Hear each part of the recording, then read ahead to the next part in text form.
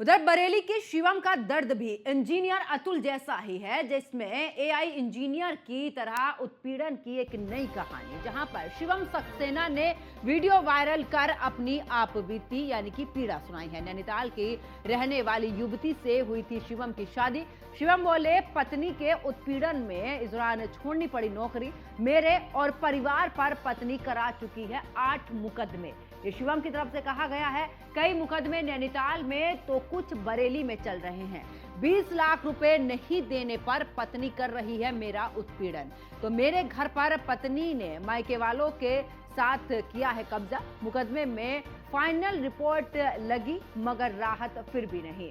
बार बार पैदा हो रहा है आत्महत्या करने का विचार। ऐसे में अफसर पिता पर लगाए गए दुष्कर्म जैसे घिनौने आरोप। मेरे सामने भी एआई इंजीनियर अतुल जैसी ही हालत है, मेरी भी उसी तरीके से। ये भी शिवम ने कहा है, शादी करके बहुत पछता रहा हूं, जीवन नरक बना हुआ है। कोर्ट और पुलिस से न्याय की उम्मीद पर बहुत ही परेशान हूं। थाना प्रेम नगर की गांधी नगर कॉलोनी का ये मामला बताया जा रहा है, जहां पर एक तरफ जब देखा था कि सुभाष ने जिस तरीके से आत्महत्या की, तो अतुल सुभाष की आत्महत्या ने पूरे देश को झकझोर कर रख दिया। अब ऐसे में एक मामला बरेली से भी सामने आया। मेरा नाम शिवम सक्सेना है। मेरे परिवार में हम 3 लोग हैं। मैं, मेरे पिता जो सेल्स टैक्स ऑफ़िसर हैं और मेरा एक छोटा भाई। मेरी शादी 8 नवंबर 2019 को हुई थी सिद्धि सक्सेना के नाम से।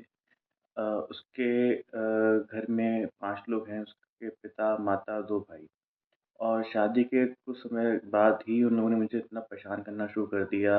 हमसे पैसों की फिराक माँगने लगे। और उन्हें पता था जैसे मेरी मदर नहीं है। उनको गुज़रे हुए करीब 14 साल हो चुके हैं। तो वो हमसे नाजायज़ 20 लाख रुपए की माँग करने लगे थे, ये कह के कि उनकी बेटी को बीएससी नर्सिंग के बाद सरकारी जॉब मिल जाएगी उत्तराखंड में, तो उसकी रिश्वत देनी है, जिसकी रिकॉर्डिंग मेरे पास थी, जिसका एफआईआर हमने किया था और उसके ऊपर उनके ऊपर चार्जशीट भी लगी थी। उसके बाद जब वो उससे नहीं माने तो उन्होंने हमारे ऊपर करीबन 7-8 झूठे मुकदमे किए, जो सारे के सारे गलत पाए गए और जिन सब के ऊपर एफआईआर लग गई।